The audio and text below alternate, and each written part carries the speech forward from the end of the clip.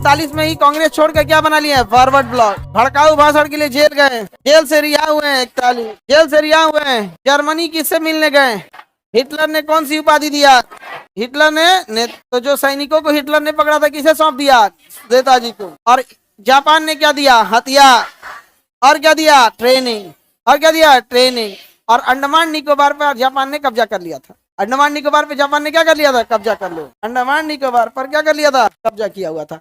अब देखिए यह है अंडमान निकोबार, यहाँ पर किसने कब्जा कर लिया था, जापान ने कब्जा कर लिया था। और सेकेंड वर्ल्ड वॉर पूरी भारत पे दस्तक देने चला आया था। सेकेंड वर्ल्ड वॉर जापान पे क्या करने आ गया था, दस्तक देने भारत के पास आ चुका था। वर्ल्ड वॉर देखिए, ये इंडिया, यहाँ पर अंडमान निकोबार, जापान ये है, जापान ने पूरा कब्जा कर लिया। हाँ, चाइना को बड़ी मार मारा था जापान। जापान ने चाइना पर जितना अत्याचार किया उतना अमानवीय अत्याचार उसने कहीं नहीं किया। पूरी दुनिया में अत्याचार तो झेला यहूदियों ने, बट डायरेक्ट शॉट देखा है, धड़ाम गोली मार दिया या गैस चैम्बर में। जापानी अलग डिजाइन से मारते थे। अगर कोई चाइना में चाइनीज भाषा बोल देता था, खास करके इस मंचूरिया रीजन में, तो जापानी जब न उसको आधा दफना के सीमेंट से ढाल देते थे, गाड़ते नहीं थे, गढ़ा खोदे थे भर के सीमेंट से ढाल देते थे। अब आदमी निकलेगा कैसे, आधा दहिया क्या किया, ढाल दिया, अब तो भाग नहीं पाएंगे।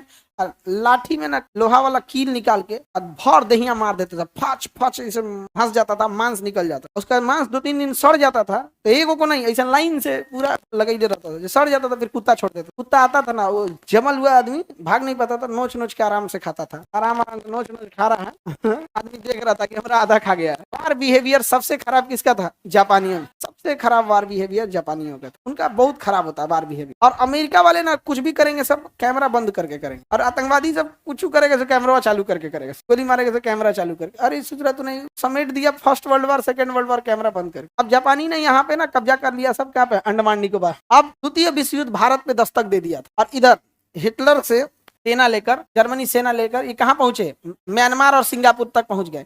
यहाँ जापानियों ने क्या दिया, ट्रेनिंग दिया। और सुभाष चंद्र बोस को गिफ्ट दिया अंडमान निकोबार। क्या दिया, अंडमान निकोबार। सुभाष चंद्र बोस ने उसका नाम रखा शहीद एवं स्वराज। क्या नाम रखा, शहीद एवं स्वराज। क्या नाम रखा, शहीद एवं स्वराज। समझ में गया कि नहीं आ गया।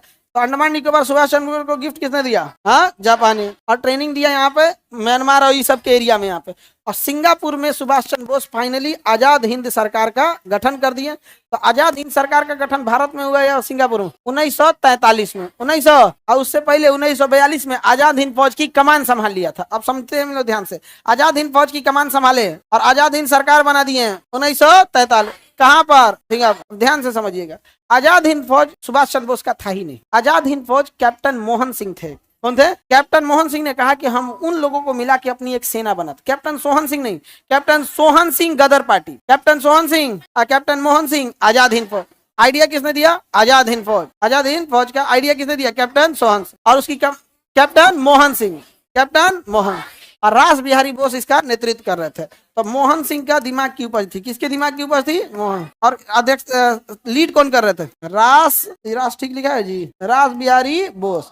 बस रास बिहारी बोस बूढ़े हो गए थे, रास बिहारी बोस एकदम बूढ़े हो गए थे, 50-80-82 साल। रास बिहारी बोस ने कमान सौंपा 1942 में किसको, सुभाष चंद्र बोस। जब सुभाष चंद्र बोस को सौंपा गया कमान, तब सुभाष चंद्र बोस ने आजाद हिंद फौज को एक नई ऊंचाई पे लेके चले गए। अंतर्राष्ट्रीय सहयोग प्राप्त किए, जापान से हथियार, जापान से ट्रेनिंग, जर्मनी से हथियार ट्रेनिंग, ये सब लेके एक नई ऊंचाई तक ले गए। तो ऐसा लगता है ना कि जैसे रास बिहारी बोस जो है, उन्होंने सुभाष चंद्र बोस ने ही इसकी स्थापना किया था। स्थापना नहीं किया था, स्थापना दिमाग किसकी थी, संस्थापक कौन, आइडिया संस्थापक, लेकिन मेन नेतृत्व सुभाष चंद्र।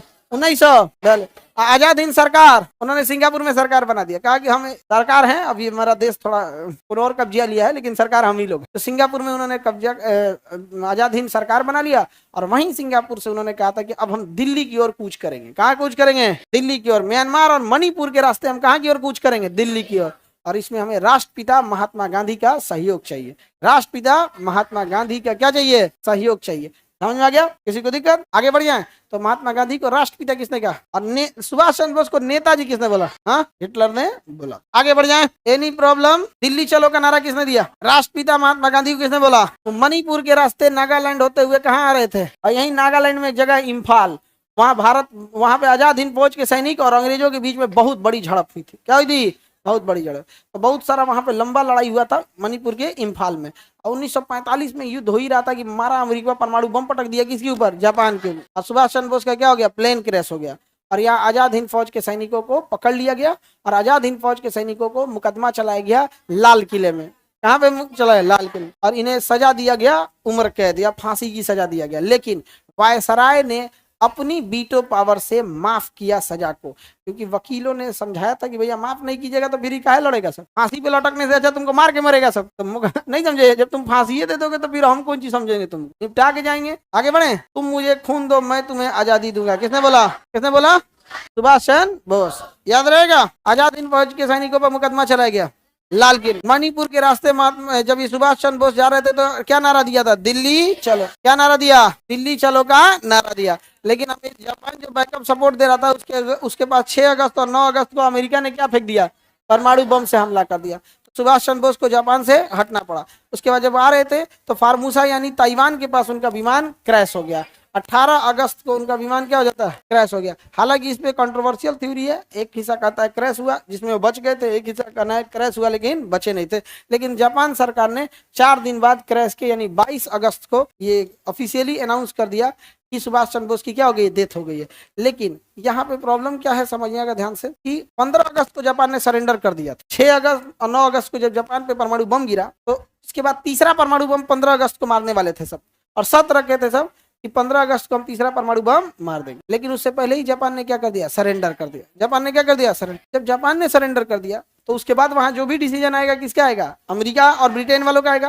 तो एक थ्योरी ये कहती है कि आजाद हिंद फौज को कमजोर करने के लिए जानबूझ के जापान से यह आदेश निकलवाया गया कि विमान क्रैश में सुभाष चंद्र बोस की क्या हो गई है? मृत्यु हो गई है, ताकि आजाद हिंद फौज का मनोबल गिर सके। और हकीकत बात मनोबल ही गिर जाएगा, नहीं गिर जाएगा। लेकिन सच में क्या हुआ था सर? अब ये इससे तो क्लासिफाइड चीजें ये गवर्नमेंट को बताना पड़ेगा, नहीं समझे?